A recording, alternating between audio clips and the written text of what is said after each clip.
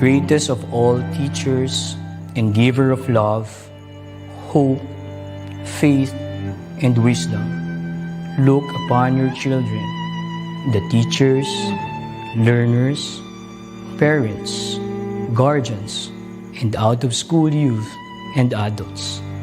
We humbly ask for your mercy and forgiveness. Guide us to the right path. May our efforts be blessed with insights and understanding, wisdom and respect for all. Bless us with patience, for the path of learning is never easy. Bless our commitment to keep on learning new knowledge and experiences. Let your light shine upon us as we make our world a better place to live in. Amen.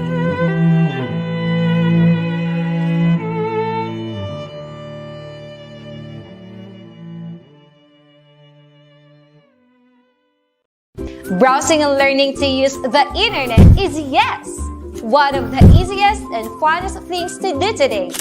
A click here, another click there, and we can be anywhere. You can meet people from around the world. Hi! Read amazing stories and histories of the past. Ooh. And even have a glance of what may be seen in the future. But remember, using the internet without proper guidance and enough knowledge can also be one of the scariest we can ever imagine. Ooh! Imagine going on an online trip, seeing the beauty of the place, when suddenly, potential scams pop up and block your way. Scams? These are dishonest tricks used to deceive people, and we don't want that to happen to any of us. So, be your own hero online. Be internet alert. If it's too good to be true, then it's most likely fake. Fair exchanges shouldn't ask for your personal information. Always think twice or ask for the assistance of your parents and guardians before accessing a new site.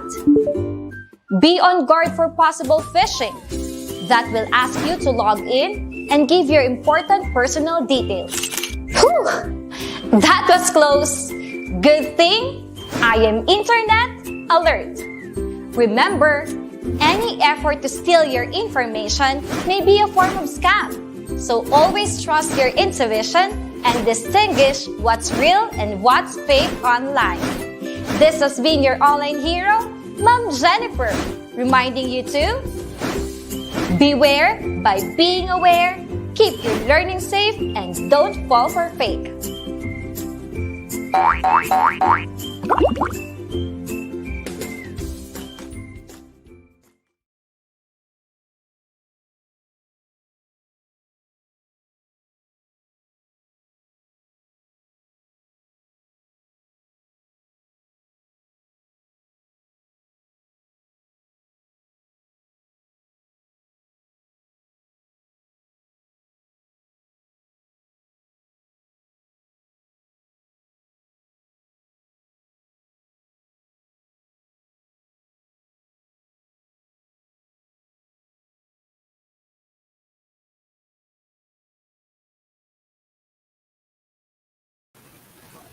Teacher Kat, nakamute po.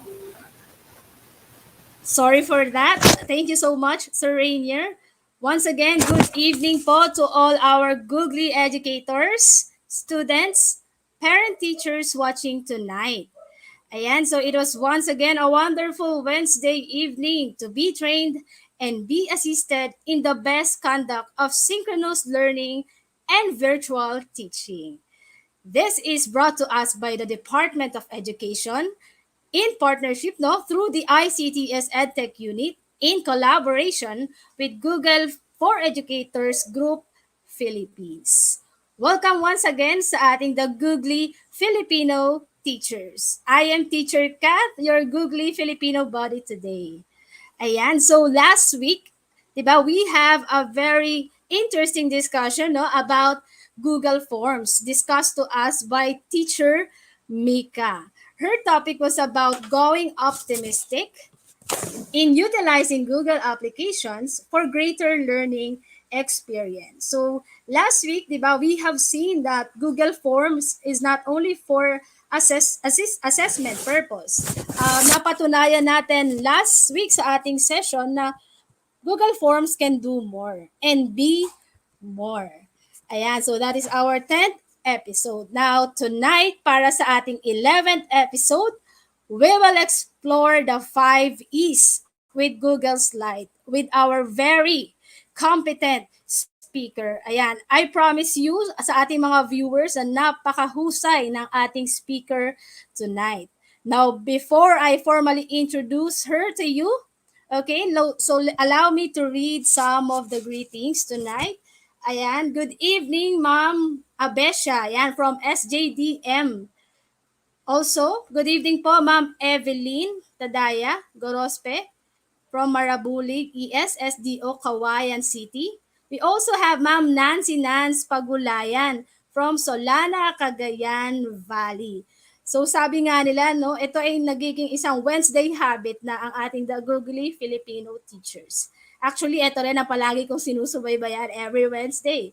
Ayan, good evening din po, Ma'am Maria Cecilia Vasconcillo, watching from Lucrecia Casilag Senior High School, SDO, Quezon City. All right. We also have Ma'am Evelyn Gorospe from Marabulig ES, SDO, Kawayan City.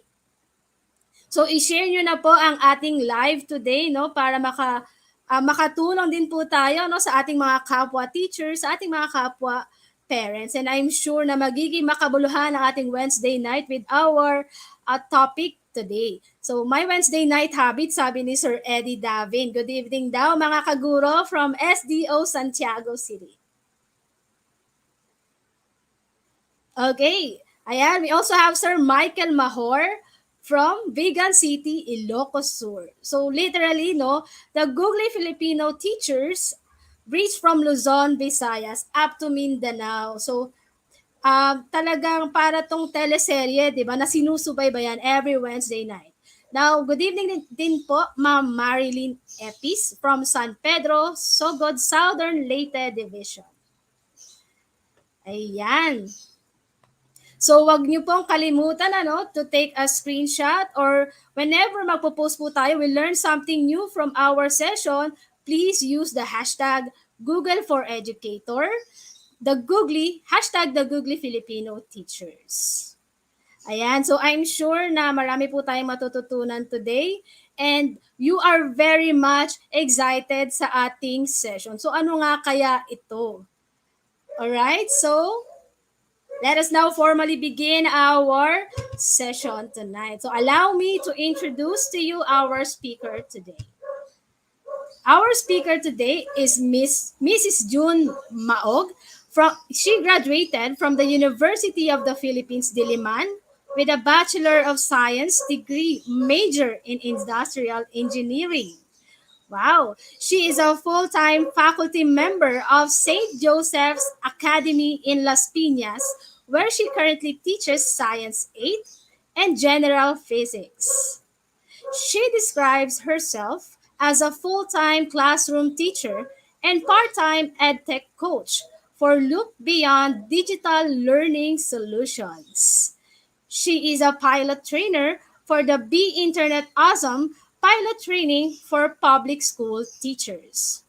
She is also part of the Google Virtual Innovator Academy this year, or the VIA 21 cohort. Now, in her 15 years as a teacher, she has authored, science books for grade 4, 5, and 6, and has written and published a journal for her master's class. She has recently earned a Google Certified Trainer badge. Now, let us all welcome our 11th speaker for our Google Filipino teachers, Miss June Maog. Good evening. Good evening, Teacher Kat, and to everyone Yes. watching this weekly habit. Ang ganda pakinggan nun, Teacher Kat, the weekly habit Yes. for the series, The Googly Filipino Teacher. Good evening din po yung sa team ng nasa behind the scenes nitong broadcast, yung na Teacher Rainer at Teacher MJ. Ayun. Sa lahat po ng members or part of DepEd as well as the DepEd EdTech Unit. Good evening as well. Ready na po Thank ba you. tayo, Miss June Maog? Ready as I'll ever Ready be, miss. na. Kinakabahan ako, Yes. pero sige, let's do this. Yes, so, ayan. So, I'll give you the floor na po, Miss June. All right. Thank you very much, Ma'am Kat. Okay, so once again, good evening, and I am Mrs. June Maog, and I'll be your speaker for tonight. I'll be speaking about, let me just move my slide. The 5 E's with Google Slides. Okay, so what are the 5 E's? Later on, I launch a Mentimeter and I will be asking you to answer some questions for me. Okay, but for now, let's continue with the presentation. So let me just give you very briefly what the objectives are for this talk. So there are just three objectives. Actually, the last one I just added, it's more of a goal rather than an objective, but I also want to put it in here just to remind everyone that there's a quiz that you need to answer right after this. So the other objectives are: number one, of course, to understand the 5E model and each of its components. So a 5E model, the complete name is actually the 5E instructional model, or the 5E model, or we can just call it the 5Es. And then the next one is to be able to apply or integrate the 5E model in your teaching and siguro evaluate the difference between what you normally do and when you have applied the 5E model already. Okay? So those are the objectives for tonight. And then the flow of the presentation would go this way. I just have 5 steps. No, I'd like to call it steps. So step one, I'll be introducing to you the 5E instructional model. Very briefly lang po ito, and I'll just be giving you like really, really brief history of the 5E instructional model, as well as the common things that have been said about the 5E instructional model based on the articles that I've read and based on the YouTube videos that I have watched. And then we move on to step two, which is basically about each of the 5Es that are part of the 5E model. And then we move on to some tasks or activities that you can maybe give to your students pertaining to each of the components of the 5E model. And of course, since this is a webinar for the Googly Filipino Teacher, I'll also be giving you some suggested apps that you can use uh, per task, no, for each of the tasks, and also per E. No? So later on, we'll go to that. And then lastly, I'll be showing you just some sample plans that I've created using the 5E model. These plans are actually based on just a topic, not per topic.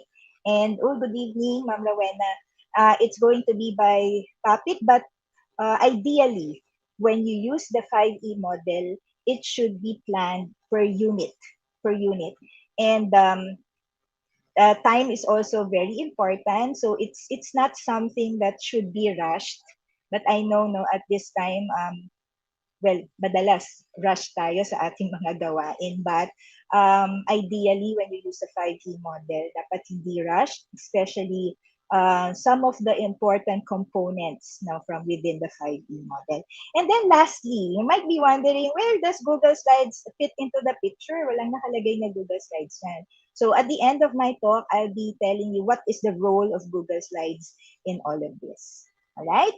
So if we are ready, let's go ahead to the next slide. And this is the part where I will be asking you to go to menti.com. Let me just launch it so that you can see it on screen. Oops. Here it is. Okay, let me just present it. Sorry. There. So it's supposed to be, well, it's supposed to be a word cloud, but you can't see.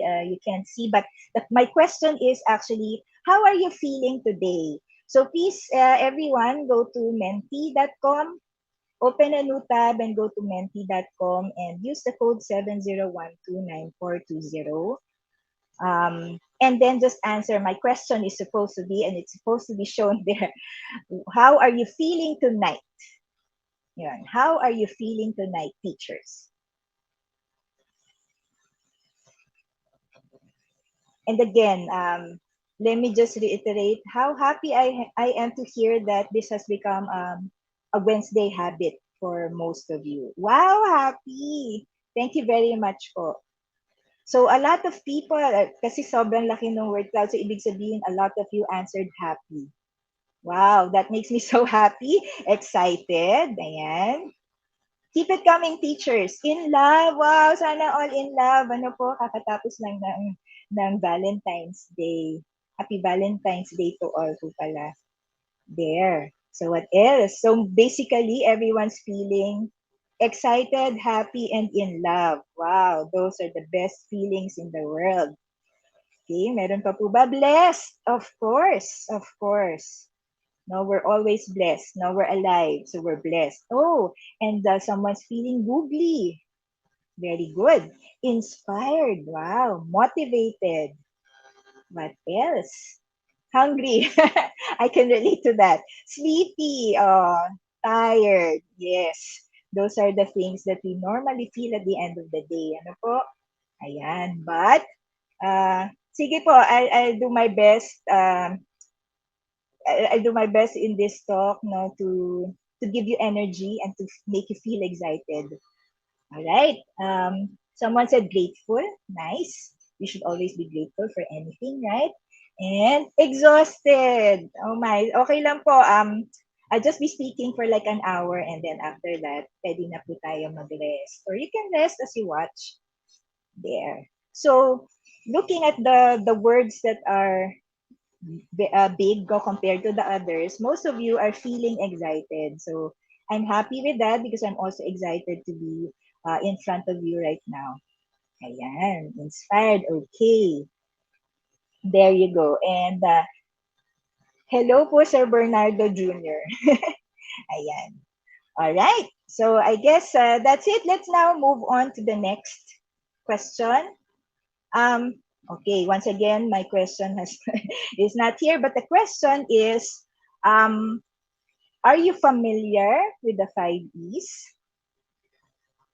If you are, can you tell me what you know about it? So that's my question. Are you familiar with the 5 E's? If you are, please tell me what you know about it. If you're not, maybe you can just tell me, this is the first time I've heard of it. Or I don't know much about it. Ayan, not sure. Thank you very much. No. Okay. So medyo bago pa po, ano, no idea yet. Ayan. Blessed and excited si ma'am or sir. Wow, good for you po. Ayan, merong may alam na. Explore, enrich, evaluate, elaborate, and explain. So mamaya po, tignan natin. Ano po talaga yung mga verbs na kalakip nitong 5E model? So first time to hear it, first time to hear, not sure, no. 5E's model, ayan, meron ding mga binigay na E's. Engagement, exploration, explanation, elaboration, evaluation, okay? And someone's willing to learn about it, and someone's sad. Oh no. Okay lang po yon. Tomorrow will be a better day. I promise you. There. So most of you answered it's a first time to hear about it. No idea, a little knowledge, no idea yet. It's a procedure in science. Wow, someone who answered it knows a little about the 5E model. Kasi sige, sabihin ko na rin po, the 5E model actually started in the US, and it came about because they wanted a change in their science education. They felt that children were not getting or were not learning what they need to learn, so they a change in the way that the curriculum is presented should be given. So then they thought of the 5E instructional model. Thank you po. And then someone said, engage, explore, explain, elaborate, extend. Wow. Halos yun na po yun. And then it's used in science classes. Science classes then change it into 7 E's. Ooh, 7 E's na po pala, no? But for now, I'll be talking about the original 5 E's that were proposed by the biological sciences curriculum back in around the end of the 1980s or around 1990s. All right. So I guess that's it. Thank you very much, teachers, for your participation dito sa ating Mentimeter. Let me now go back to my presentation. Okay. So moving forward, so let's now go to what the 5E model is. Some of you have a really good idea of what it is, and but most of you don't know anything about it yet, which is good because that's why I'm here. I'm here to tell you what the 5E model is. And in case medyo bitin yung discussion ko, I'm happy to tell you that there are a lot of reference materials that you can access via Google search, and there's also a lot of YouTube videos that you can watch pertinent to the 5E model. Okay, so let's start. So the first thing that you need to know about the 5E model is this. It's actually, well, we can say that the main proponents are Bybee and Lance back in 1990. Well, I actually researched about it. Some materials will tell you that it's the BSCS who came up with it, but there are also some materials who specifically mention Bybee and Lance. Okay, and then the 5E model is based on the constructivism theory of learning. So all of us as teachers, we know what constructivism is. This is where students are left to construct understanding and knowledge of a material or a topic, right? And uh, students are left to, well, not really left, but they are guided to develop their own understanding of a particular topic, right? And then the next would be the role of the teacher. Basically, when you use the 5E model, the teacher acts as facilitator or mentor, which is, I think, something that has been told to us no, for many years by our coordinators, by our principals. No, they constantly tell us, you as teacher should be just a facilitator. No, you don't hug everything. You don't monopolize the conversation, right? So using the 5E model, it would really be best if the teacher acts as facilitator. And then next, it's a learning journey for students. So as I mentioned a while ago, it's based on the constructivist theory of learning. I forgot to mention that this is also inquiry based. So going back, it's inquiry based and it's guided learning. So in other words, as a teacher jumpstarts a new unit, there has to be an activity that stimulates the students mentally. Okay, and normally that activity starts with an inquiry or a question, no, a challenging question posed by the teacher.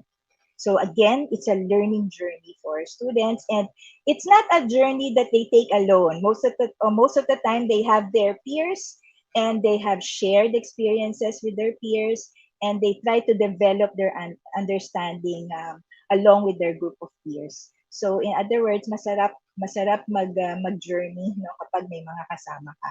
Masarap magkamali rin no pag may mga kasama ka kasi meron ka ring mga kasama para maghanap ng solusyon dun sa pagkakamali mo or makorek yung pagkakamali mo. So the 5E model is a learning journey for students. And also, this is where there would be a constant representation of thinking or basically understanding. So students are given the chance to refine and redefine their understanding of a particular concept. And again, they are not alone in their when they refine or redefine their understanding. There's always a group of people with them, and of course, the teacher is always with the students. And then next, again, since this is a learning journey for students, this is where students take control of their own learning. They use their own words to explain things. They do hands-on investigations. They talk among themselves, and when they encounter a problem or an error, they seek for ways to find solutions for that particular error or problem along with their peers. Okay? And then also, just because students take control over their own learning, that doesn't mean that teachers uh, teachers don't have to level up their learning or their knowledge as well, no? Their arsenal of knowledge. The 5E model actually allows teachers to have confidence in how they teach because it motivates teachers to learn more, to learn more about the topics that she is teaching her students, because we know that as teachers we always need to be uh, three or more steps above our students. No, we should always know more than them. Okay, and then lastly, as we have seen from all of the features of the 5E model, of course, the 5E model should benefit not just the students but also the teachers. And according to the articles that I've read, teachers have seen a huge improvement in the way that students understand abstract concepts, particularly in science, because if you remember, the 5E model actually started with science education, but then eventually evolved into something that all of the subject areas can actually employ or integrate into their own curriculum. So again, this is not just for science. Okay, so moving on. So I hope you teachers are still fine. Okay, so those basically, the previous slide is basically the basic things that we need to know about the 5E model. Let's now talk about what are the 5Es. So kanina when I gave you the Mentimeter poll to answer, some of you actually came up with a set of E's, no? You came up with a set of E's. So tignan po natin ano po talaga yung mga E's. And to those who are saying good evening and watching from somewhere, good evening po again sa inyong lahat. Alright, so let me now go to the first E. The first E is actually, meron pong nakakuha nito dun sa Mentimeter kanina. This is the engage part. Engage. And if you think of this part is actually similar to when we're creating our lesson plan. No, this is the motivation part of our lesson plan. So this is the engage part. This is actually where we elicit the prior knowledge that students have about this new topic that we are presenting to them. And of course, we need to keep in mind as teachers that when we present the topic, we should pique or stimulate the interest and curiosity of our students. No, you don't just say, "Ay, guys, ang topic natin ngayon, quantum numbers." And then yun na, yun na yung ating motivation part. So we have to be creative, no, in thinking of ways to make it sound like more interesting for our students. So that's the engage part. And what's good about the engage part is this is also where we can gather actually diagnostic data, and then we can refine um, our unit plan or our lesson plans accordingly, based on the data that we gather at this stage of the 5E model. Okay, the engage part.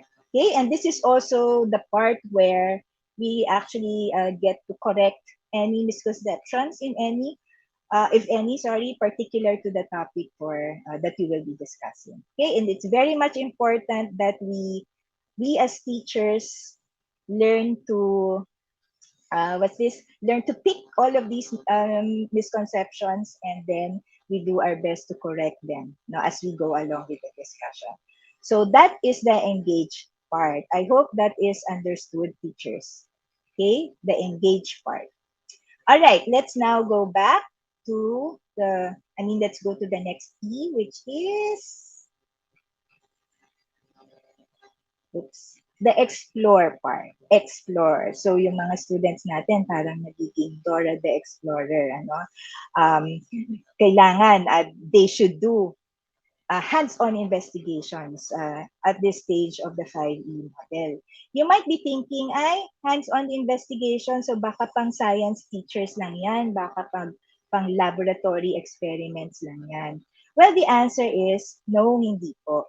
So we just have to be creative again in thinking of ways by which we can actually give hands-on investigations that are not necessarily science lab experiments to our students, because we don't just teach science to them, we teach other subject areas as well. So, nasa creativity na po natin yun at sa taba ng utak ng mga teachers, no, in thinking of ways where we can also present, give them activities that actually mimic hands-on investigations inside the classroom or in this online setup, no? Paano natin magagawa yon ng nandoon lang sila sa harap ng laptop nila and they are not with us, magkakahiwa-hiwalay tayo. So we just need to be really creative. We have to do our research, in other words. Do our research so that we can we can give activities that are authentic and that would really develop their understanding of a particular topic. Okay? And then this is also the part where students get to talk to one another, get to collaborate with one another, they get to explore solutions to a problem or to an inquiry that the teacher has posed to them. So they get to represent their thinking. So they get to translate their observations into something that's tangible or into something. When I say tangible, it's something that they can actually explain in their own words. Okay, so that's the explore part. And the next E is what's known as explain. Explain. I've read in the articles that a lot of teachers actually have a misconception about the explain part of the 5E model. And in fact, I'm one of those teachers. The explain part daw kasi, some teachers or a lot of teachers think that the explain part is the part where teachers get to shine. So in other words, this is the part that we where we just talk to them and manipulate, no, manipulate the conversation. But the explain part should not be like that. No, all the information should not just come from the teacher. Valuable information or valuable bits of information that would help students develop their understanding should actually come from their interaction with each other and with their interaction with their teacher. So, what is the role of the teacher then during the explain part? So, this is actually the part where we show our presentations, we show our videos to them, but we don't manipulate. This means that as we discuss, we should always ask HOTS questions, no, higher order thinking skills questions to our students.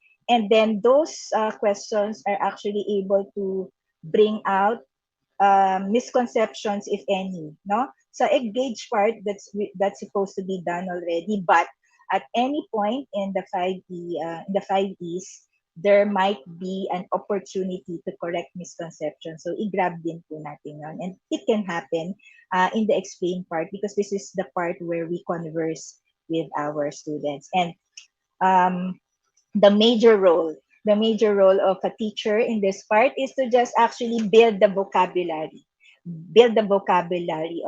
of the student. So this is the part where we introduce to them the technical terms that they need to use when they're explaining about the concept. Okay po? So there. And then we have the fourth E, elaborate. Okay, elaborate. So just from the verb itself, elaborate. Elaborate means you explain some more, no, you expound some more. So this is the part where students get to apply what they have learned and try to acquire deeper understanding of the concept. Okay, so how do they do that? They actually apply their learning to new situations, or they probably think of connections with the new thing that they have learned with life, or maybe even connections with other subject areas. No? So this is the part where they make connections and they develop deeper understanding. And then finally, kanina may nagsagot, engage, explore, explain, elaborate, extend. Okay, let me just correct that. Yung extend po, that's also part of the elaborate stage, no? The elaborate stage of the 5E model. Pwede po nating tawaging elaborate, pwede rin nating tawaging extend. So they both belong to the same part of the 5E model. So the last E is actually a very important part of teaching and learning, which is evaluate. Okay, evaluate. Evaluate is where students get to review and reflect on the learning or their understanding of the topic that has been discussed in the unit. Okay, and this is also their chance to represent changes in the way that they understand the concept. So, in other words, we make students understand that knowledge evolves, understanding evolves, and that we are not stuck in just one stage of that knowledge. We actually get to iterate or iterate. Okay, so there has to be changes. There has to be better representations of abstract concepts, and even like a deeper understanding of everything that has been discussed in the unit. Okay, so teacher, so far, how are you? Can you type in the chat box? If you're still with me, are you still watching? Ayan. So Sir Alex watching from Kidapawan City. Good evening to you, sir. And Miss Emmeline Gromio watching from SDO Tuguegarao. Miss Mary Tess watching from SDO Cagayan. And Sir Carl watching from Oriental Mindoro. Ayan. And Ma'am Sue says she's still here. Thank you very much, Ma'am Sue. Ma'am Lily, good evening po from SDO Bacolod City. Ayan, still watching. Oy, enlightened. Enlightened si Ma'am Karen. Thank you very much po, Ma'am Karen, and everyone who responded to my question. All right, let's move forward. Okay, so let's now look at the roles that the teacher and student play per component of the 5E model. No? And mind you, these roles are not the only roles that teachers and students get to play. So these are like the basic roles, okay, based on each of the 5Es. And I'm actually the only one who established these roles based on the articles and the videos that I've seen. Okay, so in the engage part, the teacher basically acts as motivator, right? Because as I've mentioned a while ago, this is actually the motivation part of the lesson. And then the student, of course, should assume the role of a willing learner. Ang hirap magturo pag ang mga estudyante hindi willing matuto. Tama po ba ako? Na parang it takes a lot of effort on the part of the teacher to teach. Right? So dapat, sana we inspire, we motivate, we encourage our students to always be willing learners. And they also realize that not everything that they study would be easy. No po, there would be topics that would be hard. Accept na lang nila. Accept the challenge and then just do their best to learn. So they should always be willing learners. And I guess the same goes for us teachers. In the explore part, the teacher acts as facilitator. So you let your students do hands-on investigations, and again, take note, this is not just for science, and then you just act as facilitator. If there's something that they did that you feel is incorrect, no, as much as possible, we wait for them to realize it. No? When I was teaching math, a lot of students would come to me, and let's say I gave them a problem set to work on. A lot of students would come to me and then ask me to check their solution. And then I will tell them, or check again, there's something wrong. The usual thing that they would reply to me is, ni saan? Saan yung mali? So, ibig sabihin, gusto, i-point out ko na exactly where the mistake is. No? So, I just tell them, you check again and then you discover where you made an error. Don't ask that from me because I'm checking for your understanding. No? So marami pong ganong mga estudyante ngayon na medyo nagtatanong na agad, saan yung mali? So wag natin sasagutin. We let them experience. No? We let them solve their their own problems. Pero pag medyo sobrang nahihirapan na, then maybe that's the time we come in and extend a helping hand. Okay? And then, the role of the student in the explore part is as collaborator. Kasi again, as they do their hands-on investigations, they are with the group. They are with the group of their peers. So it's something that they are supposed to enjoy. It's something that they are supposed to talk about with their peers. Okay, and then the next is the explain part. So in the explain part, again, the role of the teacher is mainly as vocabulary builder. So we just introduce to them all of the technical terms pertinent to the unit that we're teaching, so that when they discuss in more detail during the elaborate part, then they will be using the right vocabulary terms already. Okay. As science teachers and as math teachers, and even for other subject areas, we know that vocabulary is very important, right? And they should know the proper use of those vocabulary terms or the technical terms. And then the role of the student is, of course, as explainer. Explain part na eh. So this is the part where students get to explain, they get corrected, then they re-explain, right? So they're not always right the first time. So you lead them to the right answer or to the right understanding of the topic. Okay, and then on the elaborate part, this is where the teacher mainly acts as encourager or supporter, no? Encourager or supporter. So, this is where students apply what they have learned into new situations or novel situations, and they make connections with what they have learned to real life, to other subject areas, etc. Okay? So, ang student role is as connector kasi they seek to find connections between what they have learned and to other things. And then finally, in the evaluate part, both teacher and student actually assume the role of evaluator. Okay? The teacher evaluates the learning while the student evaluates and reflects on his or her own learning. All right? So those are the respective teacher and student roles per E in the 5E model. Okay, I hope everything is still clear, teachers. Okay, let's move on to the next. All right. So these are now, let me just discuss. We are actually on part 3 already of the flow of this presentation. We will be talking about some activities that you can give to your students as you go through each of the stages in the 5E model. Okay.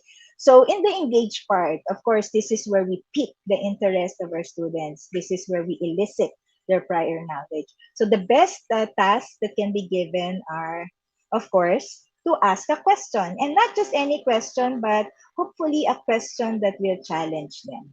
Okay, a question that's challenging, something that will stimulate them mentally.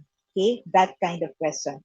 And if you don't want to ask a question, maybe you can show a video that would pique their interest, a video that will activate their curiosity about the topic, and that can be the engage part already.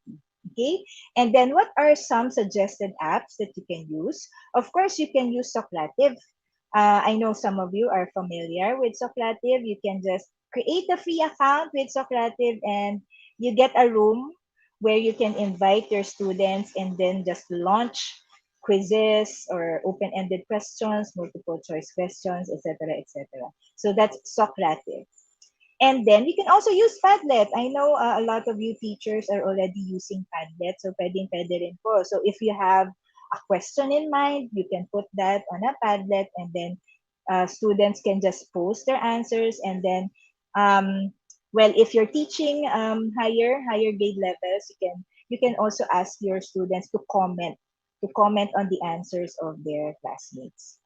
Another app that you can use, of course, if you're using Google Classroom as your content management system, you can use the create a question feature. Okay, so you go to classwork, click on the create button, and then one of the options there would be question. So you get to ask a question, and then there's an option for for students to be able to see the answers of their classmates as well, and they can comment on the answers. So this is again another way that you can actually do the engage part of the 5E model. Okay, another of course is our favorite Google Jamboard. Now you can just very quickly pull in a Google Jamboard. um, I think it's free for all education accounts, right? So for DepEd, we have the um, Google Workspace for Education Fundamental. So it's possible to launch a Jamboard from within Google Meet. So pwede na po ito. So you can just maybe ask a question and then ask them to um, pull in a sticky note, or maybe just get a text box and put their answers. Okay. And then finally, but these are not all of the apps. Marami pa pong pwede. These are just some suggested apps. And by now, I think you can also think of other apps that can be used for this part of the 5E model. The last one is Mentimeter, which you have seen a while ago. Okay.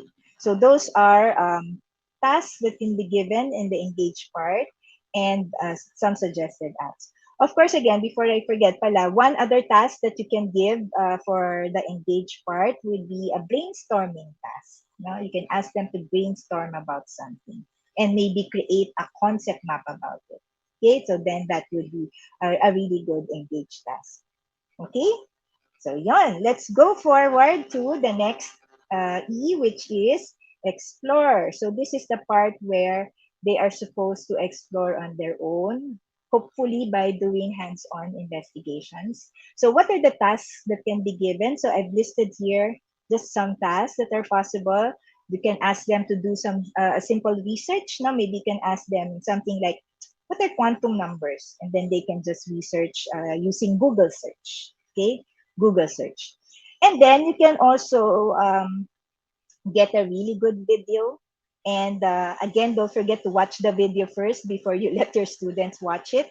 So you can get a lot of really good videos via YouTube. And if you are teaching science, PBS Learning Media is also a good site that you can use, and then you can just show videos and even complete the reference materials for your students. And then you can also ask them to maybe listen to a podcast, no? Listen to a podcast, and you can do this via many podcast apps. And I've learned about this recently. Spotify also has podcast charts, so maybe you can go through all of the available podcasts and check if there's something that you can use for class. Okay.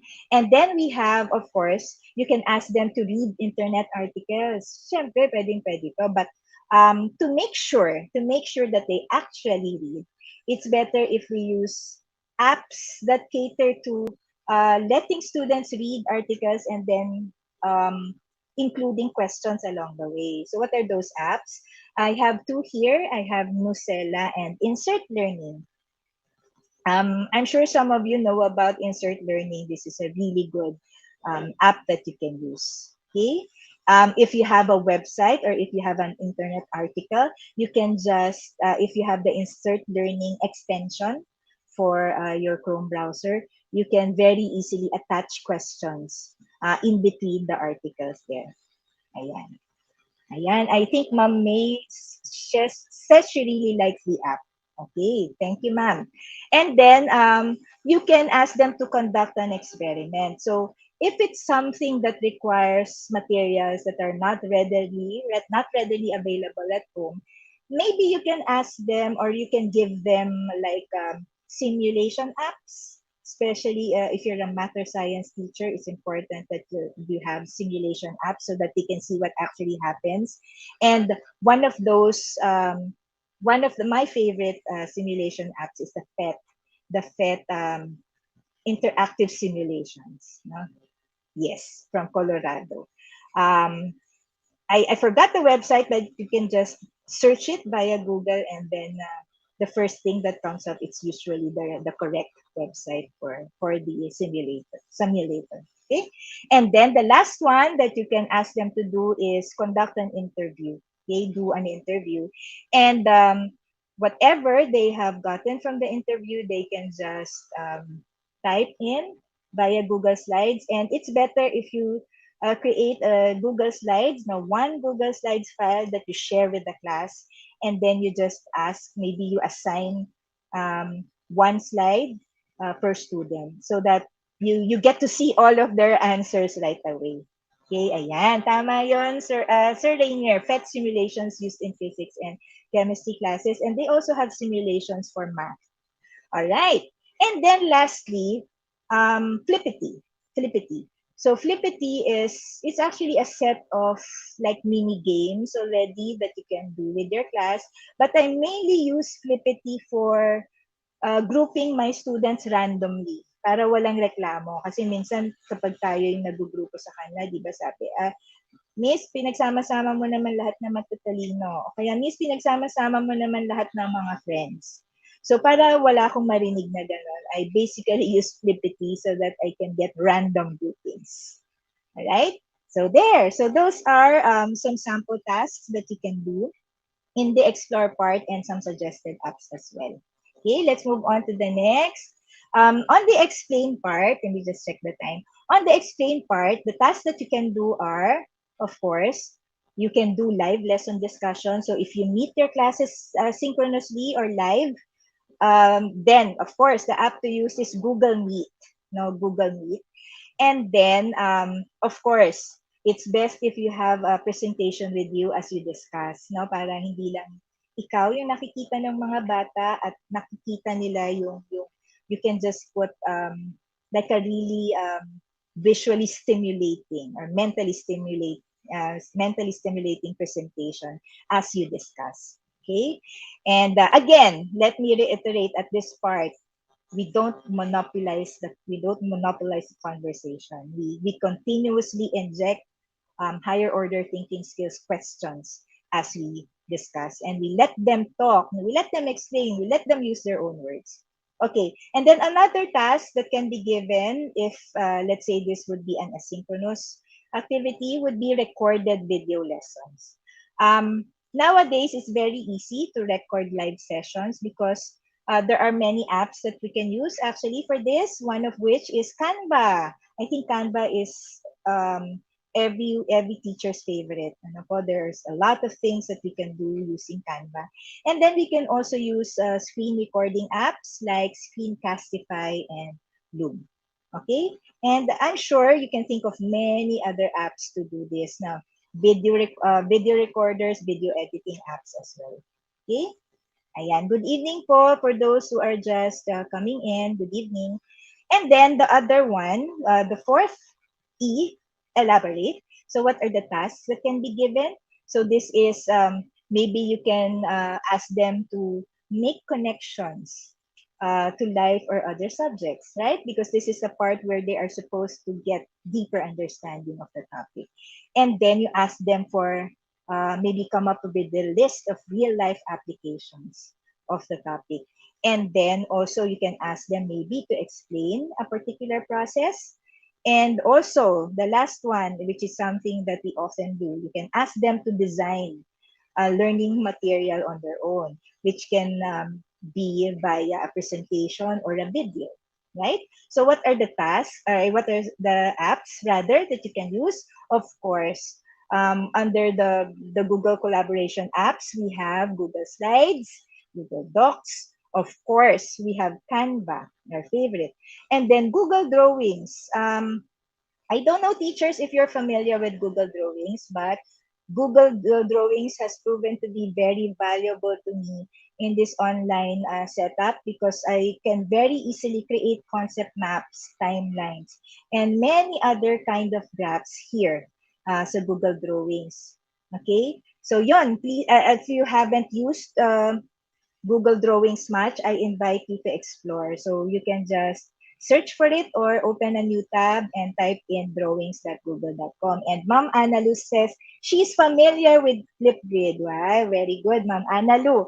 Flipgrid is also one of those things, one of those apps that I think students will get to enjoy. You can ask them to create like a short video. You can actually set how long the video should be. no, as you go through the settings of the task that you will give to your students. So again, Flipgrid is one of those things kasi meron na rin siyang video editing features from within the app. So this is a this is a really good app to use with your students. Yan. Yan, sabi ni Ma'am Marisa, very helpful apps. I'd love to use them in my online classes. Yay! Thank you, Ma'am Marisa. Okay. And then, let's now go to the last part, which is the evaluate part. Okay. And of course, since this is the evaluate part, this is the tasks that can be given are, of course, assessment tasks. Okay. And what are these assessment tasks? These assessments can be in two ways. No, it can be the usual quizzes or exams that we normally give via Google Forms now, right? Google Forms para instant checking kasi medyo mahirap mag-check kapag sobrang daming estudyante. Ano po, teachers? So, most of the time, we try to use Google Forms. And then, para mas enjoy ang mga bata, ayan, Ma'am Ana Lu, please tayo Google Drawings. Para mag-enjoy yung mga bata, gumagamit din tayo ng Kahoot, gumagamit tayo ng quizzes, no, and some other assessment apps, right? And then we can also actually use Socrative. So this is one of the alternatives kasi may automatic checking din and ang Socrative. And hindi ko po nalista dito yung TeacherMade. So TeacherMade is again another app that you can use. This is where you can easily convert a PDF file into a quiz that will be automatically checked by TeacherMade. So yun po, check it out. And sabi ni Ma'am Marisa, we always use 5 E's in our science lessons. Wow, congratulations po sa inyo, Ma'am Marisa.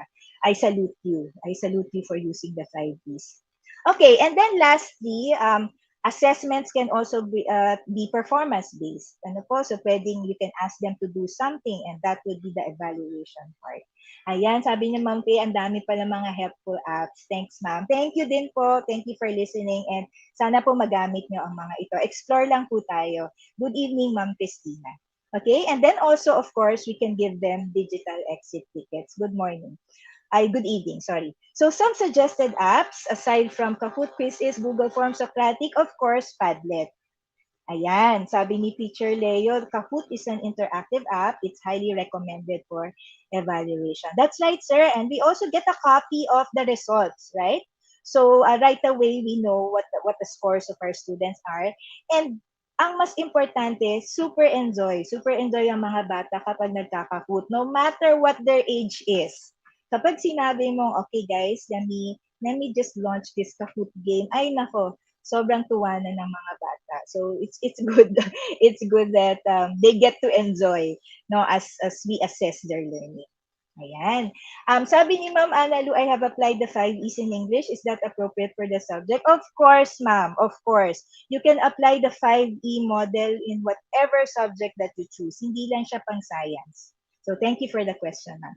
And then, of course, lastly, another app that you can use is, again, if you're using Google Classroom already, pwede kang mag-create ng another question and then you just launch it via Google Classroom. Okay? So yun po. So those are just some of the tasks and some suggested apps. So right now, let's take a few seconds break. And yes, Ma'am Catherine, no, grade 6 pupils enjoy the Kahoot quiz. Yes, very much. Now, even my grade 12 students enjoy them very much. So I have posted here a question. So very quickly, mga ma'am at sir, can you please just type in the chat box, what are the 5 E's? And Ma'am Ashley says, is 5 E's applicable for MAPE subject? Of course, ma'am. Of course. You can apply it to any subject area actually. So just let's just be creative no in how we present all of the 5 E's to our students. Posible po yan maski po anong topic ang gagamitin natin or maski anong subject area tinuturo natin. Sabi ni Ma'am Arlene, thanks po, I will definitely apply 5E in my English class. Yay, thank you very much, Ma'am Arlene. Okay. Question. Sir Rainier has a question. In the explain part of the lesson, can students use their own words to explain and synthesize new knowledge? The sample scenario is to explain the first law of motion. Of course, sir, kasi the explain part is actually where we get to communicate with our students, and this is actually where we get to correct the terms that they are using. So of course, they can use their own words. Mas maganda po kung own words ang ginagamit nila kasi that's how we know if they really understand the concept, no? If they're able to use their own words to explain it. So yes po, yes, they should use their own words. Ayan, so may mga nagsusulat na po. Engage, explore, explain, elaborate, evaluate. Very good. Mukhang tama po kayong lahat, teachers. Perfect. 100%. Alright. Ayun. Thank you very much po sa mga teachers na nagsagot. And of course, you are correct. And Ma'am Alexi says she will be exploring some of the apps that I have mentioned that is not yet familiar. Wow, thank you very much po, Ma'am Alexi. Okay, so next.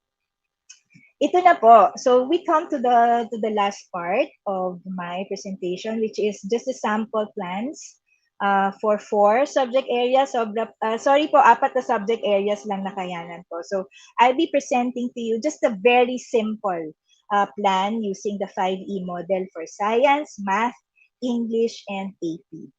Okay po, so let's start with this for science, of course, kasi it started from science education. So I actually use this for my students. So on the engage part, I just ask them a simple question. What are quantum numbers? And then the app that I use for this is, of course, Google Meet via the chat function lang po, via the chat function or feature of Google Classroom. Yun ang ginamit ko. Very simple lang. And then, sabi nila doon, I have no idea, miss. No idea. Most of them had no idea. Yan. Uy, thank you po, Sir Junward. Opo, tamang-tama sa classroom observation. Maganda pong gamitin yung model. Okay. And then in the explore part, so since they know nothing about the topic, I then just ask them to very quickly do a research about quantum numbers in small groups. So I launched breakout rooms kasi po lucky po kami sa school namin, we have the Education Plus account. Nakapag-breakout rooms po ako, and then I shared the Google Jamboard with them, and then per group, they were able to create something, and I gave them a time constraint. I gave them just 5 minutes to do this, and I was pleasantly surprised with their outputs. Ang gagaling. And actually, all of the information that I needed, they were able to put on the Jamboard in just 5 minutes. But then, of course, there are exceptions. Now, there are groups that just no did not do much, but in general, no, most of them lived up to my expectations and even surpassed my expectations. There's a question from Ma'am Donna. Question po, ma'am, is there an app that covers all the 5 E's? Well, I'm sure there's an app that will cover all of the 5 E's, ma'am. I'm sure there is one. Okay, so mamaya po tignan natin kung ano yung app na yan. Okay? And then what else? Paano po kaya kapag walang internet connection? Kapag wala pong internet connection, then no choice po tayo kundi gumawa ng module. Ano po? Gagawa po tayo ng module, and as much as possible, yung learning experience that students that are able to attend your online classes should also experience the same thing ng mga students who are doing the modular modality. Ano po? So sana halos parehas lang. So yan po yung challenge sa ating mga teachers. Paano natin gagawin yon? How do we think of ways to make the learning experience similar for both students who attend synchronous classes via Google Meet, or students who don't have internet service and thus are just left with the modules? So yun po, that's really a challenge, and I'm sure that's a challenge for for you guys, no, especially those in the teaching in the public sector. Ayan. All right. And then on the explain part, I just basically launched a video with embedded questions which students needed to answer, and I did it via Edpuzzle. Okay, Edpuzzle is another app that you can use. You can just get any video, even a video that you made yourself, just lalagyan nyo po ng questions along the way as the students watch. So this is again another good idea to ensure that the students actually watch the video and actually understand what needs to be understood from the video. And then of course, YouTube, no, pwede rin naman po kung walang Edpuzzle at walang time or kunwari walang time gumawa ng Edpuzzle video, pwede rin naman pong we can just show them a YouTube video and then probably we can just pause the video and then ask the question and then just continue when they've answered the question already. Okay? Ayan, sabi ni Ma'am Arlene, class point daw may be used to carry out the 5 Ps. Okay, so honestly, I'm not very familiar with class point, but probably, no, from what I've seen about it, then it can be used to carry out the 5 Ps. Okay? Ma'am May, I'm very sad that we don't have a fast internet connection. Tama ma'am, nakakasad nga yan. But I guess pwede po tayong humingi ng tulong from your LGU. Ano po when it comes to that kasi sayang yung pag-aaral ng mga bata. Karamihan sa aming mga students walang internet, umaasa lang po sila sa modules. Opo, yun yung realidad din, ano po. So, talagang malaki ang role na ginagampanan ng mga guro, no, ng mga teachers sa panahon ngayon na talagang iisipin natin paano natin maipapaintindi sa mga batang ito nang wala tayo ang mga topics na kailangan nilang malaman, lalo na yung mga mahihirap na topics. Ano po, yung tulad sa math, medyo mahirap intindihin ng mga students on their own, right? So, as module writers, yun talaga yung challenge. Ano po, the challenge, no? Paano natin papasimplihan yung discussion sa module para maintindihan ng mga bata at masagutan nila yung mga tanong, ano? Ayan. Habang tumatagal, humihina ang mga internet. Tama yun, Ma'am Marcenia. Kasi nga, marami tayong gumagamit. So, talagang ganon. Kaya dapat mag-level up na no yung infrastructure natin dito sa bansa. At sana soon mangyayari yan. Okay, limited lang po ang kanilang load, pati cellphone na gamit, karamihan ay outdated na. Correct po yan. So, malaki po talaga ang challenge sa pati nyong mga guro. So, salute. Ito po lagi ko sinasabi, but no, I really salute all of the DepEd teachers. No, mahirap po yung pinagdadaanan niya. Okay, and next po, you can actually just look at the table that I have on screen. So under the elaborate part, I created a table that they needed to answer. At yung table na po ito mahirap sagutan. Actually, nahirapan nga po sila. So I made sure that I discussed the table along with them. And then lastly, I evaluated using a comprehension check and an exit ticket. I used Google Forms and Padlet. Okay? Ayun. Right? So let's now go to an example for math. Kasi normal na pong ginagamit or common na ginagamit ng 5E sa science. Paano naman daw po sa math? So ito po sa math. And this is for math 10. This is from my vague memory of when I taught math 10. And the topic is on arithmetic series. So on the engage part, I just basically put in there the question, do you know Carl Friedrich Gauss? No? And then of course, students will answer. No? The apps that you can use are Google Meet Chat and maybe probably Padlet. Ay, opo, Ma'am May, tama po kayo dyan. Mahirap din po. Pero yung paghihirap natin ay parang medyo may kaibahan lang ng konti ano po sa mga DepEd teachers. Pero yes, I agree. Definitely, it's really hard for all of the teachers, no? Maski private or public. Yes. Okay, and then on the explore part, sabi ko po sa kanila, or what I put in here is, they need to know about the story about Carl Friedrich Gauss when he was an elementary student. He was able to figure out how to get the sum of the integers from 1 to 100. So sabi sa kwento, in within just a few seconds or few minutes, hindi naman seconds, in a few minutes, na-figure out na yung sum, which corresponds to the arithmetic series. Nalaman niya na, elementary pa siya nun. So on your explore part, you can ask your students to figure out anong ginawa ni Carl Friedrich Gauss. How was he able to answer that very quickly? So that would be like their hands-on investigation already. And they can use, of course, Google Meet, the breakout rooms, and you can give them a shared Google Jamboard or even a shared Google Slides. And then on the explain part, this is the time where you can show a video lesson, discuss with your students. Of course, you can use YouTube, Google Slides, Google Meet. And then on the elaborate part, you can give them practice worksheets that vary according to the level of difficulty. And then you can maybe also ask them to create a video tutorial regarding arithmetic sequence and series. No, I found this to be really effective when I was a math teacher. When I asked them to create video tutorials, no, natututo sila when it comes to the topic.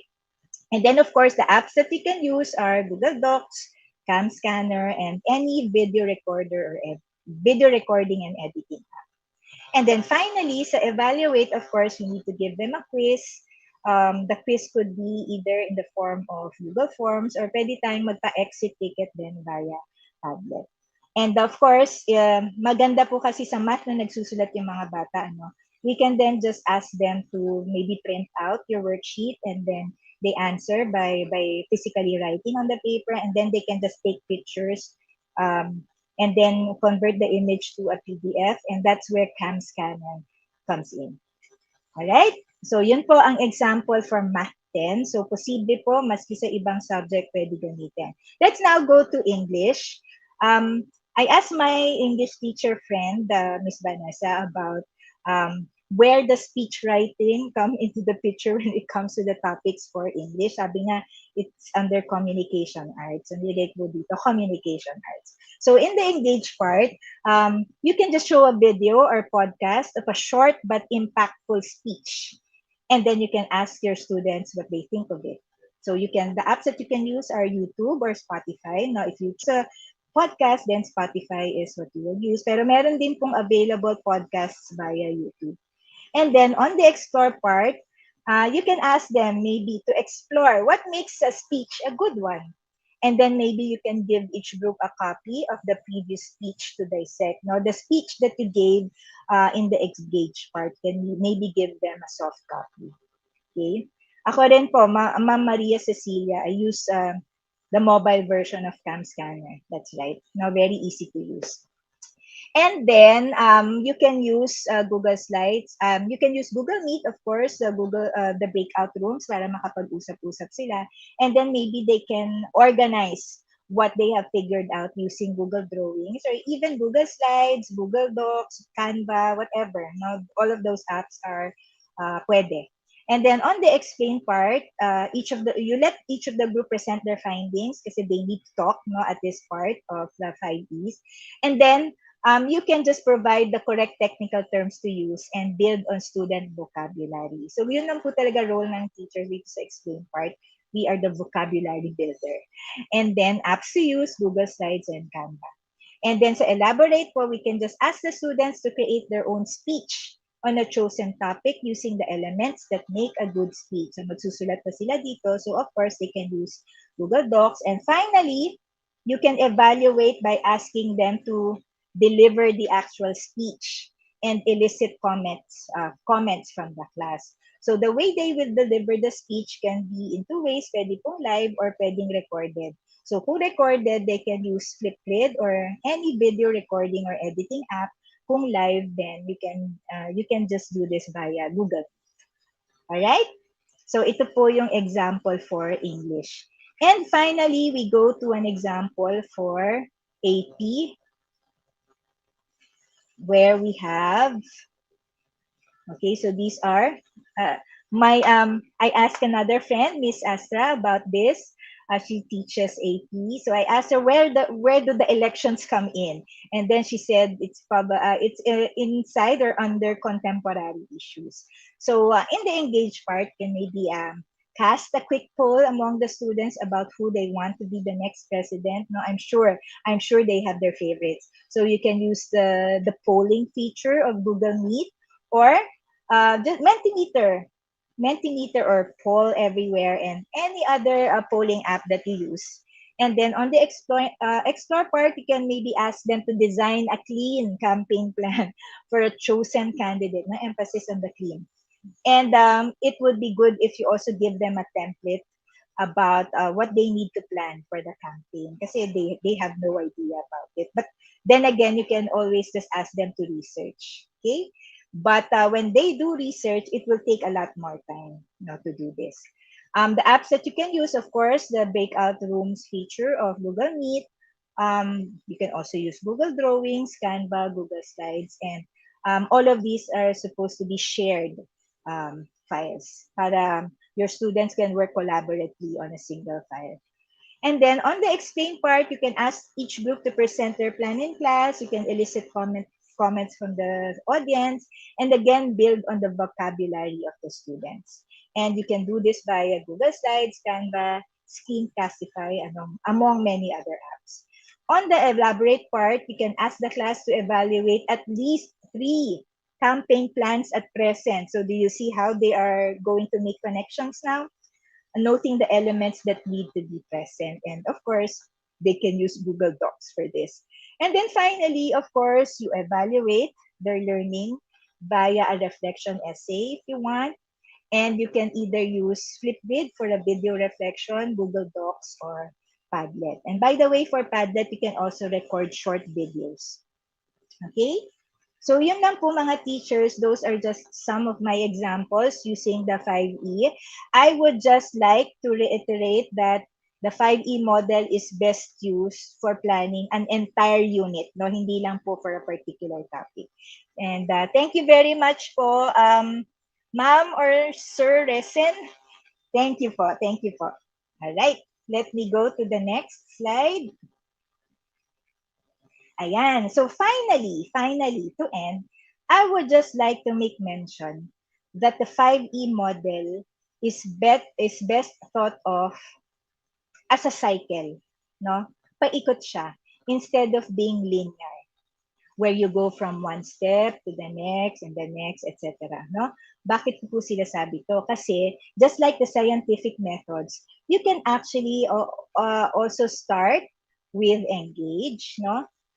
Or maybe you can start with explore, right?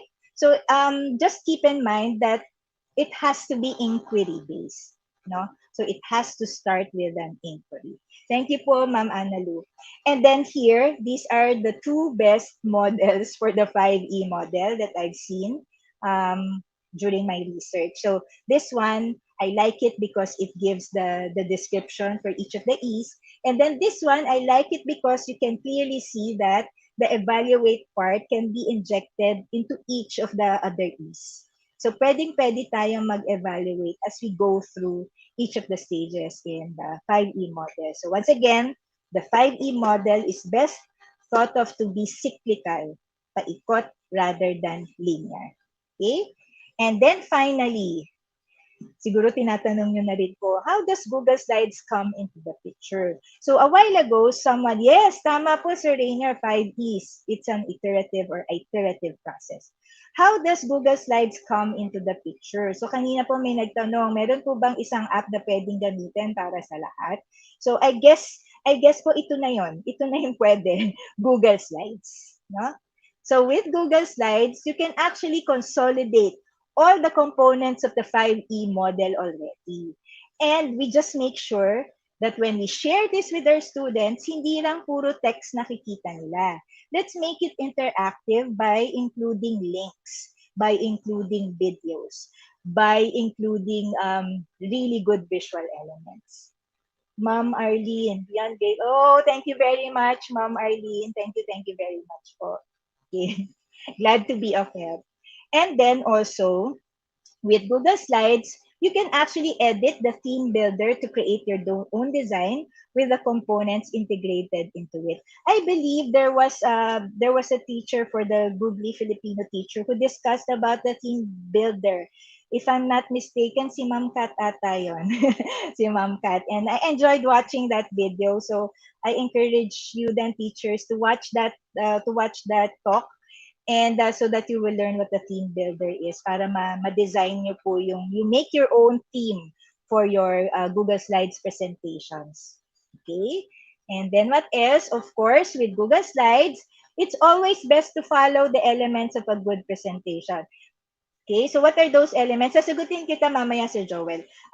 We start with the objectives. It's always good to put the objectives. So kapag nagtuturo tayo, unang-unang pinapakita natin sa mga estudyante, ano ba yung kailangan yung matutunan sa lesson na to? So those are the objectives. And then, remember, natitempt tayong ilagay lahat ng gusto nating ilagay, di ba, sa isang slide?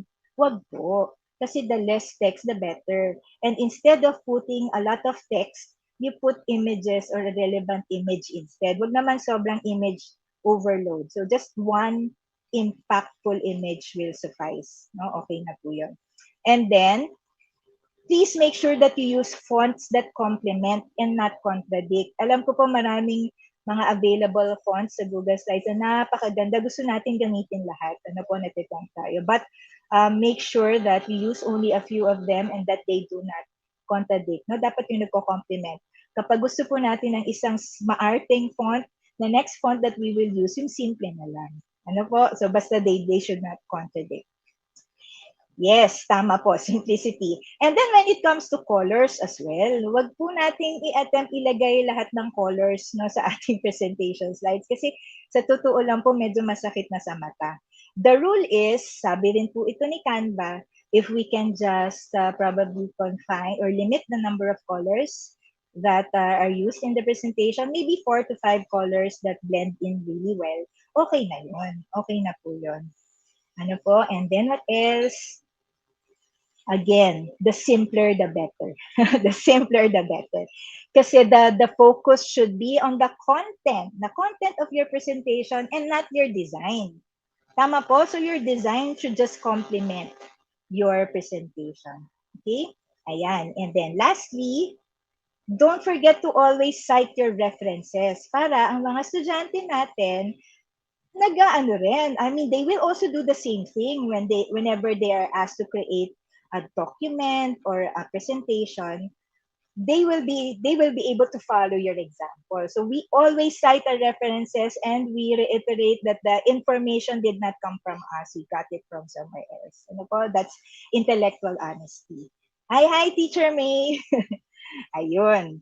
So those who are still watching, again, good evening. And we're actually already, this is the end of the talk already. So teachers, I invite you, for those who haven't tried it out, to try out the 5E instructional model and you can use it for any subject area. Hindi lang po siya basta sa science. Tama, mahirap mag-upload po ng mga sobrang daming nakalagay. So, ilimit din natin, pag-isipan natin kung ano yung ilalagay natin. Yan, thank you very much, Ma'am Carissa. I appreciate it. So here are my references in case you are curious about the articles that I kept mentioning a while ago. Thank you po. Thank you very much. Yan, medyo marami-rami po. So, and then si Sir Joel nag-ask siya if pwedeng makahingi ng presentation. Sige sir, I'll give you a copy of this presentation.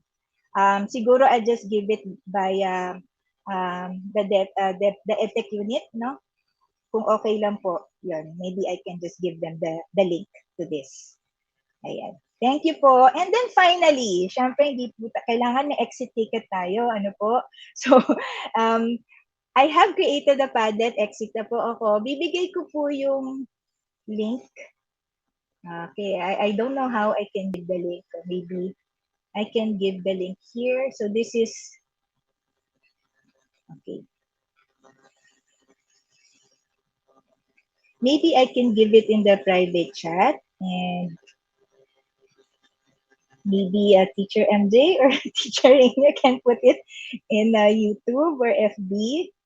Please po. Ayan. Thank you very much.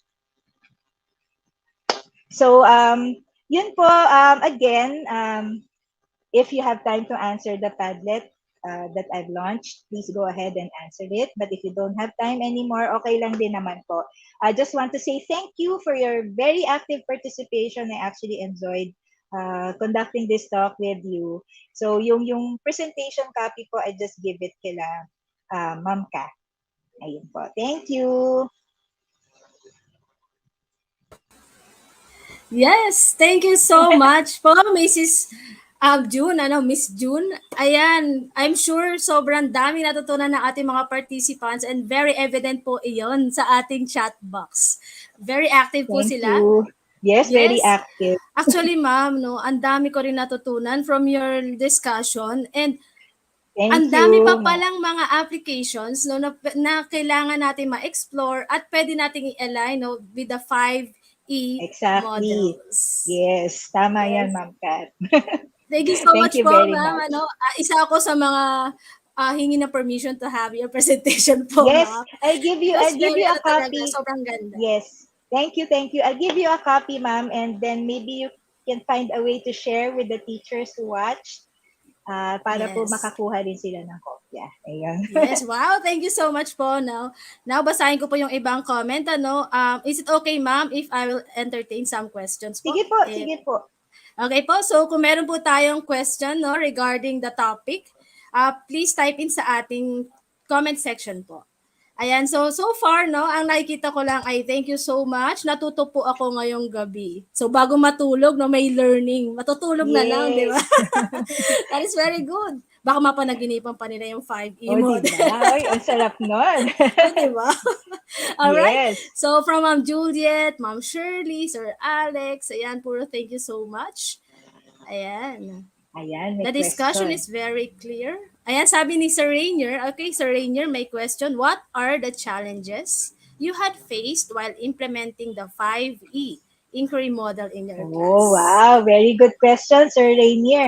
Actually, the main challenge that I face is yung paano gagamitin, no? Ang dami. Actually, ang dami. Paano gagamitin? Paano ko iintindihin yung each of the components in the 5E model? I mentioned a while ago that I had a misconception on the explain part. Akala ko it's my time to shine. Akala ko I can manipulate the conversation from then on. Hindi pala. So, it took a lot of trials until I finally realized na ito pala yung dapat, no? Ito pala. So, bida dapat ang mga estudyante. I just take a back seat and I just facilitate everything and I will just be the mentor. And from then on, parang everything just became much simpler. Hindi ko po sinasabing ang dali-dali na sa akin for now. Hindi pa rin. It's very challenging, especially when you start to think of, a question that will jumpstart the unit. Ang hirap pa rin. So it's a continuous process. Sabi niyo nga, Sir Rainier, it's an iterative process. So we continue to make our plans better. No, with the experience that we get from classroom teaching. Ayun. Thank Yes. you. I agree to your answer, no, Miss June. We cannot apply specific technique with certain group of students. So we always change, we always revise. Yes, So yung po exactly. yung dapat natin Tamang-tama. Yes, iba-iba sila eh, 'di ba? Ma'am Kat, iba-iba napakahirap. sila. Actually, Miss Yes. June, share ko, no, minsan pagpasok ko sa isang class, akala ko okay kasi nag-enjoy yung group na to. And then pagpunta ko sa kabilang room, parang hindi maganda yung dating sa kanila, parang boring. So yun, Tama. one of the challenges na hinaharap natin bilang classroom teacher. Ayan. Exactly. Tama, relate na ka dyan, Ma'am Diba? Kat. Daw dapat talaga may plan A, B, and C tayo. Yes, exactly. Okay. Do we If, have another question? if, Ayan. Ma'am, ah, opo. if evaluation is one of the 5 E's, do we still need to have evaluation as part of the lesson plan? Actually, para sa akin, hindi na. Kasi yun na nga yun eh. Yun na nga yun. That's actually, I don't want to replace, baka pagalitan ko ng mga principals nyo. I don't want to say replace. But actually, if you look at the components of the 5E model, tapos i-compare nyo sa lesson plan na ginagamit nyo, ando doon din naman eh, yung mga components na yon. So, if you're asking sa evaluate, meron sa lesson plan, meron din sa 5E model, isa na lang po sila. And also, it's good to inject a lot of formative assessments along the way. Ano po, kasi hindi rin naman maganda na turo lang tayo ng turo or discuss na sila ng discuss kasi hindi tayo nagbibigay ng mga formative assessments. Tas at the end doon lang tayo magbibigay kasi we are not sure then kung magiging maganda yung result ng summative assessment na yon. So it's good to inject formative assessments along the way. Ayun. Yan. Si Another Ma'am question po. Arsenia. Can we use the 5 E's in giving the performance task, and is this better than a rubric? Ma'am, I don't think so. Kasi parang iba rin naman yung performance task, iba rin naman yung rubric. You can think of like the performance task as one of the components in the 5E model. Ano po, siguro it can be given in the explore part. It can also be given sa elaborate part. Ano po? And it can also be given in the evaluate part. Pero iba po kasi yung rubric. Kasi a rubric is how you measure the product, no? Based on the task that you've given. So, iba po sila. Ayun. Ayan. From another question from Sir June Ward Resyon. I think this will be our last question, no? Sa 5 E's po, ma'am, na present mo, nilalagay pa po kasi namin ang elicit and extend as part. Kaya nagiging 7 E's po sa Oh, amin, ma'am. oh. Parang ang hirap gumawa ng plan nyo, sir. 7 lahat. So anyway, illicit kasi, no, from what it means, I think illicit is already like engaged. Ano po? So maybe you can try to talking it out with your maybe with your coordinators or even with the principal. I-condense na lang po natin kasi probably baka merong mga repetitions. Ano po. So, ayan sila, Sir Siegfried.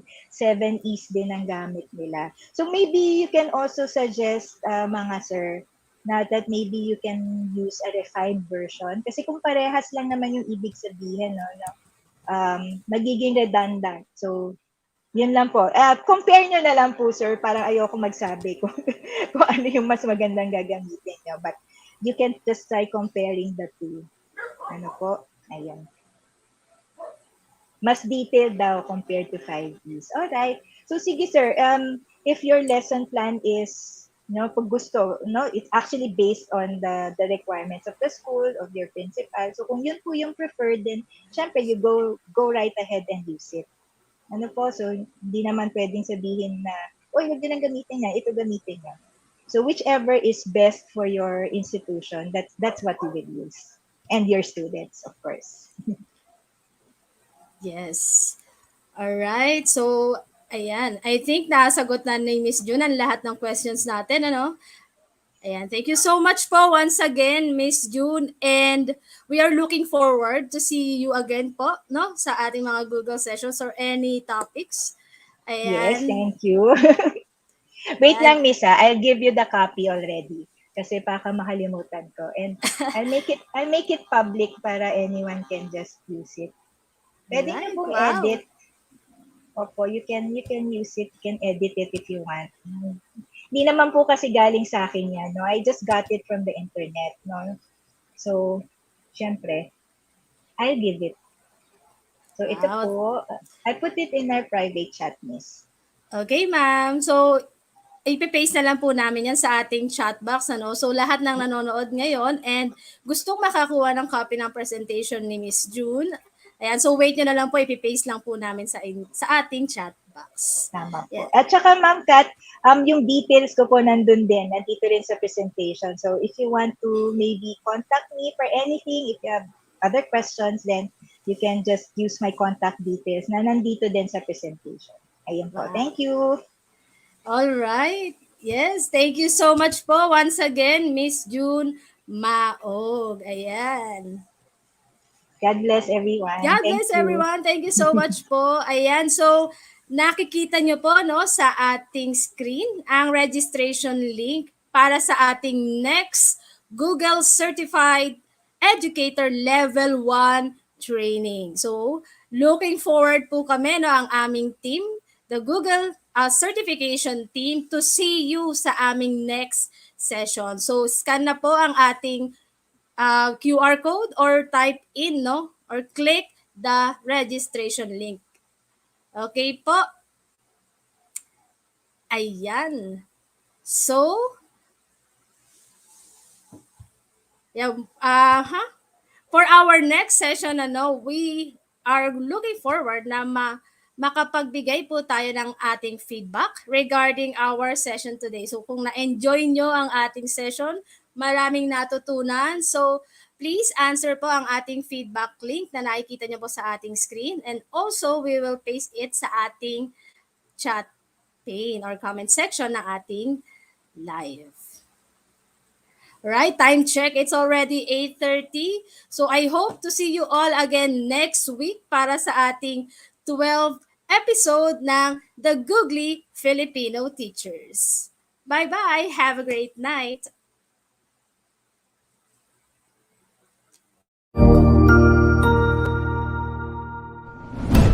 Good day, this is Teacher Rowan. I'll be your guide in exploring Google Apps for education, for teaching and learning.